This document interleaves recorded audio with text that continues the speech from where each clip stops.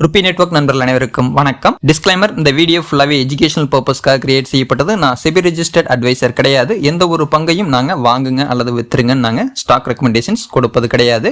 எந்த ஒரு பங்கை வாங்குற மாதிரி இருந்தாலுமே ப்ராப்பரான ஒரு அனலிஸ்ட்டை கான்டாக்ட் பண்ணுங்க. ஃபர்ஸ்ட் ஒன் பாத்தீங்க அப்படின்னா, நம்ம இன்னைக்கு பார்க்க போற விஷயம் ஒரு இன்ட்ரெஸ்டிங்கான விஷயம். அதாவது ஒரு வீடு அல்லது கட்டிடம் நிறைய கட்டி வாடகை கூடுறவங்க நிறைய பேர் இருப்பாங்க. ஒரு கமர்ஷியல் ஸ்பேஸ், ஒரு இடத்த வாங்கி வாடகை கூடுறவங்களும் இருக்காங்க. இடமா இருந்தாலும் சரி, அண்ட் வீடு கட்டி வாடகை விடுற மாதிரி இருந்தாலும் சரி, ஷாப்பிங் மால்ஸ் கட்டி வாடகைக்கு விடுற மாதிரி இருந்தாலும் சரி, இதற்கெல்லாம் பெரிய தொகை செலவாகும் அப்படிங்கிறது மக்களுடைய ஒரு எண்ணம் இருந்துகிட்டு இருக்கு. ஸோ இந்த மாதிரியான சிச்சுவேஷன்ல இதன் மூலமா நமக்கு ஒரு சிறு தொகை, ஒரு 500 ரூபாயோ அல்லது 400 ரூபாயோ ஒரு சின்ன முதலீட்டிலேயே நம்ம இதன் மூலமா ஏர்னிங்ஸ் பண்ண முடியும், வாடகை வாங்க முடியும், அல்லது அதன் மூலமா வர்ற வருமானங்களை நம்ம பயன்படுத்த முடியும். அப்படின்னா அதுக்கான வழிதான் இந்த REITன்னு சொல்லுவோம். இந்த REIT பொறுத்த வரைக்கும் என்ன ஸ்பெஷல் அப்படிங்கிறது பாத்தீங்கன்னா, இந்த ஒரு பர்டிகுலரா ஒரு கம்பெனி நம்ம வச்சிருக்காங்க அப்படின்னு அவங்க ஒரு ரியல் எஸ்டேட்ல இன்வெஸ்ட் பண்ணிருப்பாங்க. அந்த ஒரு இடமா இருக்கலாம், நான் ஆல்ரெடி சொன்ன மாதிரி ஷாப்பிங் மால்ஸா இருக்கலாம், அவங்களே கட்டி வாடகைக்கு விட்டுருப்பாங்க. ஸோ இந்த மாதிரி பெரிய முதலீடுகள் அவங்க போட்டு அவங்க அதுல வர்ற வருமானத்தை டிவிடெண்ட் மூலமா பிரிச்சு கொடுப்பாங்க. ஓகேங்களா? ஸோ இதுதான் இதில் இருக்கிற மெயினான ஒரு விஷயம். ஏன்னா இது நிறைய பேர்த்துக்கு ஒரு ஆசைப்படுறது உண்டு. என்னன்னா, ஒரு ரியல் எஸ்டேட் மூலமா நமக்கு ஒரு வாடகையோ அல்லது இந்த மாதிரியான இன்கமோ வந்துகிட்டு இருக்கணும் பேசிவா அப்படின்ட்டு எதிர்பார்க்கறவங்களுக்கான ஒரு விஷயம் தான். இருக்கீங்களா? சரி, இதுல என்னெல்லாம் மோஸ்ட்லி ஃபாலோ பண்றாங்க அப்படின்னு பாத்தீங்கன்னா, சாதாரண மக்களால ஒரு பெரிய தொகையை கொண்டு போயிட்டு முதலீடு ஒரு இடத்துல போட்டு அல்லது வீடு கட்டி வாடகைக்கு விட்டா சில லட்சங்கள், பல லட்சங்கள் கூட ஆகலாம். ஷாப்பிங் மால் கட்டுறதுலாம் பல கோடிகள் கூட ஆகலாம். ஆனாலுமே அதுல நம்ம சின்ன தொகை, ஒரு பங்கு அப்படின்னு பாத்தீங்கன்னா நார்மலா ஒரு 400 ரூபாய் 500 ரூபாய் ரேஞ்சிலே இருக்கு, அதை விட கம்மியாகவும் இருக்கு. ஸோ அந்த மாதிரி பங்குல நம்ம இது பண்றதுனால நமக்கும் அதுல இருந்து வர்ற வருவாயை அவங்க பிரிச்சு கொடுக்குறாங்க. எவ்வளவு கொடுக்குறாங்க அப்படின்னா, கட்டடத்தின் மூலமா வர்ற வாடகை, ரியல் எஸ்டேட்ல வர்ற லாபம், இது எல்லாமே 90% டிவிடெண்டா நமக்கு திருப்பி கொடுத்துட்றாங்க. நீங்க போடுற தொகை ஒரு பங்கு அப்படின்னா ஒரு 500 ரூபாய் இருக்குது அப்படின்னு வச்சுக்கோங்க. நீங்க எத்தனை பங்கு வேணாலும் வாங்கலாம். அந்த பங்குக்கு தகுந்த மாதிரியான டிவிடெண்ட் உங்களுக்கு கொடுத்துருவாங்க. ஸோ ஒரு 10 லட்சம் கொடுத்தோ 50 லட்சம் கொடுத்தோ ஒரு கட்டடத்தையோ அல்லது ஒரு கமர்ஷியல் ஸ்பேஸையோ நம்ம ஆக்குபை பண்ணி லாபம் ஈட்டணுங்கிறதுல நம்ம கிட்ட இருக்கிற அமௌண்ட்டை வச்சு நம்ம பண்ண முடியும் அப்படிங்கறக்கான ஒரு மெத்தட் தான் இது கொண்டு வந்திருக்காங்க. ஸோ உங்களுக்கு புரிஞ்சிருக்கும், வர்ற லாபத்துல 90% மக்களுக்கு பிரிச்சு கொடுத்துட்றாங்க. புரியுதுங்களா? ஸோ இதுதான் இதனுடைய பேட்டர்னு. அப்படி இருக்கிற ஒரு நிறுவனத்தை தான் நான் எடுத்திருக்கேன். இது இப்படி ஒரு நிறுவனம் இருக்குது அப்படின்னு சொல்றதுக்காக, அவங்க எந்த அளவுக்கு வருமானம் கொடுத்துட்டு இருக்காங்கன்னு சொல்றதுக்காக தான் இந்த பங்கை வாங்குங்கன்னு சொல்றதுக்காக அல்ல. ஸோ இதுல எம்பசி ஆஃபீஸ் பர்க்ஸ் அப்படின்ட்டு ஒரு நிறுவனம் இருக்கு. நீங்க நார்மலா ஷேர் மார்க்கெட்ல போனீங்கன்னாவே BSE NSE சர்ச் பண்ணீங்கன்னாவே வரும். இந்த எம்பசி ஆஃபீஸ் பர்க்ஸ் REITs அப்படின்னு சர்ச் பண்ணீங்கன்னா உங்களுக்கு இந்த நிறுவனம் என்ன பண்றாங்கன்னு பாத்தீங்கன்னா, கமர்ஷியலா அவங்க இன்வெஸ்ட் பண்றது ப்ராப்பர்ட்டி இடத்துல அல்லது மாதிரி கட்டி அல்லது ஷாப்பிங் மால்ஸ் மாதிரி கட்டி அவங்க ரெண்ட்டுக்கு விடுறாங்க. அதன் மூலமா வருமானம் ஈட்டுறாங்க. வர்ற வருமானத்தை அவங்க பிரிச்சு தர்றாங்க. இதுதான் இவங்க பண்ற விஷயம். சரி, இவங்க கிட்ட இருக்கிற நிலம் அல்லது பில்டிங் கன்ஸ்ட்ரக்ஷன்ஸ் பாத்தீங்கன்னா கிட்டத்தட்ட 52 மில்லியன் ஸ்கொயர் ஃபீட் இவங்க ஆக்குபை பண்ணிருக்காங்க. இதுல 90% மோஸ்ட்லி எல்லாமே ஆக்குபை பண்ணிட்டு அவங்க ஏர்னிங்ஸ் கொண்டு வந்துட்டு இருக்காங்க. 67% ரெண்டல்ஸ் மூலமா வருது, வாடகை மூலமா வர்ற இன்கமும் இருக்கு. சரி, மொத்தமா இவங்க கிட்ட 14 கமர்ஷியல் ஆபீசஸ் இருக்கு. இந்த ஆபீசஸ்னா 14 சின்ன குவான்டிட்டி நினைக்குவானா, மிகப்பெரிய அளவுல இன்வெஸ்ட் பண்ணிருப்பாங்க. அதன் மூலமா ரெகுலரா இன்கம் வந்துட்டு இருக்கும். 110 பில்டிங்ஸ் இவங்க கிட்ட இருக்கு. அதே மாதிரி 1730 ஹோட்டல் கீஸ் இருக்கு. ஏன்னா இது சிலது கன்ஸ்ட்ரக்ஷன்லயும் இருக்கு. ப்ராப்பரா ரெகுலரா இன்கம் வர்ற மாதிரியான ஒரு விஷயங்கள் தான் பண்ணிட்டு இருக்காங்க. அடுத்தது 100 மெகாவாட் சோலார் பார்க்கும் இவங்க கிட்ட இருக்கு. இந்த நிறுவனத்தை பொறுத்த வரைக்கும் இவங்களுடைய வருவாய் எந்த அளவுக்கு இருக்குது அப்படிங்கறத பார்க்கணும்.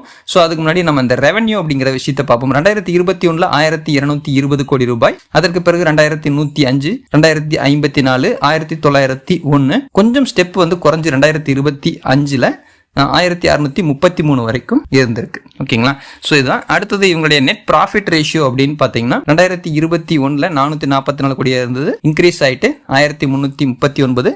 இப்போ ரீசெண்டா பாத்தீங்கன்னா 2025 631 கோடி ரூபாயா இருந்துகிட்டு இருக்கு. சோ இதுதான் இவங்களுடைய ப்ராஃபிட் ரேஷியோ கொஞ்சம் குறைஞ்சுதான் இருக்கு. ஆனா இவங்களுடைய மார்க்கெட் கேபிட்டல் 42,897 கோடி ரூபாய். இந்த பங்கினுடைய விலை 453 ரூபாய்க்கு ட்ரேட் ஆயிட்டு இருக்கு. இந்த 453 ரூபாய் அப்படிங்கிறது ஒரு பங்கினுடைய விலை. இதன் மூலமா அந்த ஒரு பங்கிற்கு வர்ற டிவிடெண்டும் ரெகுலரா வரும். நீங்க எத்தனை பங்கு வாங்குறீங்களோ அதுக்கு தகுந்த மாதிரி வரும். இதனுடைய ஹை 462 ரூபாய், லோ 375 ரூபாய். ஸ்டாக் PE ரேஷியோ 150 286 இருக்கு. அண்ட் இவங்களுடைய புக் வேல்யூ 219. ஆனா வந்து இவங்க வந்து இப்போ இருக்கிற வேல்யூவோட அதிகமாக தான் ட்ரேட் ஆகிட்டு இருக்கு. டிவிடெண்ட் ஈல்டு வந்து இதுல 0.19 இருக்கு. ROCE 5%, ROE 1.26. இந்த ரெண்டுமே கம்மியா தான் இருக்கு. இருந்தாலுமே இவங்களுடைய வருமானம்ங்கிறது இந்த பங்கை பொறுத்த வரைக்கும் பங்கினுடைய விலை உயருதோ இல்லையோ, டிவிடெண்ட்ங்கிறது அவங்க வர்ற லாபத்தை 90% பிரிச்சு கொடுக்குறாங்கிறதா இதுல முக்கியமான point. Profit after tax last வந்து பாத்தீங்கன்னா 275 கோடி ரூபாய். இவங்களுக்கு கடன் இருக்கா அப்படின்னா கண்டிப்பா இருக்கு. 1.08%. நார்மலா இருக்கிறத விட இது வந்து கடன் விகிதம் கொஞ்சம் அதிகம் தான். எவ்வளவு கடன் இருக்கு அப்படின்னு பாத்தீங்கன்னா கிட்டத்தட்ட 22,535 கோடி ரூபாய் கடன் வச்சிருக்காங்க. ரிட்டர்ன் ஆன் ஈக்விட்டி ஆல்ரெடி நம்ம பார்த்துட்டோம். EPS 3.57. இன்னொரு முக்கியமான விஷயத்துக்கு வருவோம். இவங்களுடைய டோட்டல் அசெட்ஸ் அப்படின்னு பாத்தீங்கன்னா மொத்தமான அசெட்ஸ் 2025 48,936 கோடி ரூபாய். இப்போ 50,382 கோடி ரூபாய் இவங்களுடைய டோட்டல் அசெட்டா இருந்துட்டு இருக்கு. முக்கியமான ஹைலைட்டான விஷயம், நம்ம இந்த பங்கை வாங்குறதுக்கான நோக்கம் என்ன அப்படின்னு பார்த்தீங்கன்னா, நாம வாங்குற மாதிரி இருந்தால் எதை கன்சிடர் பண்ணோம், பங்கினுடைய விலை ஏறும் அப்படின்னு வாங்குறவங்கள எண்ணிக்கையை விட டிவிடெண்ட் அதிகமாக கொடுப்பாங்க அப்படின்னு சொல்லி வாங்குறவங்களுடைய எண்ணிக்கை அதிகம். சரி, எங்களுடைய டிவிடெண்ட் பே அவுட் அப்படிங்கிறது 412%, 213%, 136%, 2,150%. இந்த ரேஷியோ எனக்கு புரியல அப்படின்னீங்கன்னா 2026 கொடுத்த டிவிடெண்ட் மட்டும் இதில் லிஸ்ட் காட்டியிருக்கேன் பாருங்க.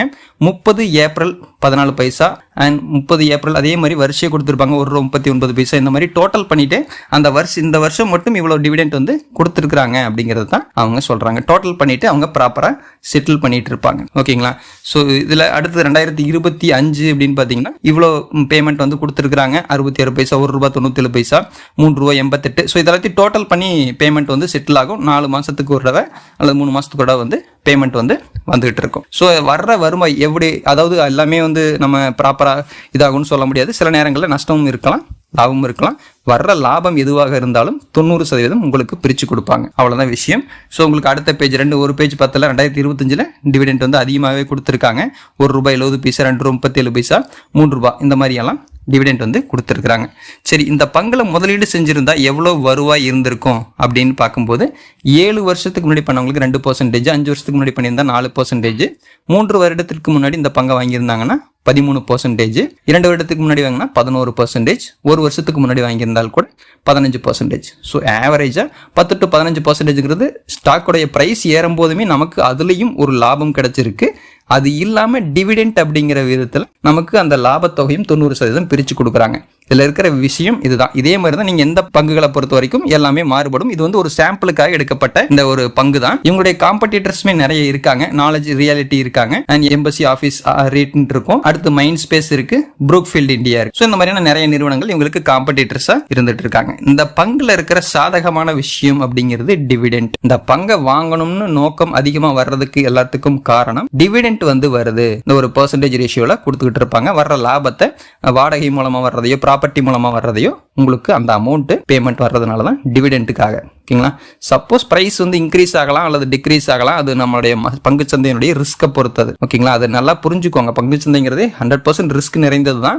நம்ம அதை பத்தின நாலேஜ் இல்லாம முதலீடு பண்ணா பணம் ஜீரோ ஆகிறது கூட பாசிபிலிட்டிஸ் இருக்கு. அந்த ரியாலிட்டியை நீங்க புரிஞ்சுக்கங்க. நிறைய பேர் இதை பத்தின நாலேஜ் இல்லாம தான் பணத்தை எல்லாருமே இழந்துட்டு ரொம்ப மோசமான நிலைக்கு போனவங்களும் இருக்காங்க. நாலேஜ் இல்லாம ஒரு தொழிலையோ ஒரு இதுலயோ வந்து நம்ம முதலீடு பண்றது 100% தவறு. இதுல இருக்கிற பாதகமான விஷயங்கள் அப்படின்னு பாத்தீங்கன்னா, நெகட்டிவான விஷயம் அப்படின்னு பார்க்கும்போது இன்ட்ரெஸ்ட் கவரேஜ் ரேஷியோ லோவா இருக்கு. ப்ரமோட்டர் ஹோல்டிங் வந்து 7.6% தான் இருக்கு. ரிட்டர்ன் ஆன் ஈக்விட்டியுமே 3 வருஷத்துல 4.13% தான் இருக்கு. ப்ரமோட்டர் ஹோல்டிங் கடைசி 3 வருஷத்துல 28% மைனஸ்ல இருக்கு. இதுதான் விஷயம். இதுல இருக்கிற சிம்பிள் ஒன் லைன்ல சொல்லணும்னா, இதுல வர்ற வருமானம்ங்கிறது டிவிடெண்ட் மூலமா வருது. ஷேருடைய விலை உயர்ந்துச்சு அப்படின்னா அதுல வர்ற ஒரு தொகை. சப்போஸ் பங்கினுடைய விலை குறைந்தால் கூட டிவிடெண்ட் ரேஷியோ ஓரளவுக்கு வந்துகிட்டு இருக்குது, எனக்கு இது போதும் அப்படின்னு நினைக்கிறவங்க வந்து இந்த மாதிரியான ரீட் பங்குகள்ல முதலீடு செய்யறாங்க. இப்படி ஒரு விஷயம் இருக்குது அப்படின்னு தெரிஞ்சுக்கணுங்கிற நோக்கத்துக்காக தான் நான் சொல்லியிருக்கேன். ஏன்னா நிறைய பேருக்கு இந்த மாதிரியான விஷயங்கள் தெரியாது. இந்த ரியல் எஸ்டேட் பொறுத்த வரைக்கும் இப்படி ஒரு விஷயம் இருக்குதுங்கிறதுக்காக தான் இந்த வீடியோ. மீண்டும் அடுத்த வீடியோவில் சந்திக்கலாம். நன்றி, வணக்கம்.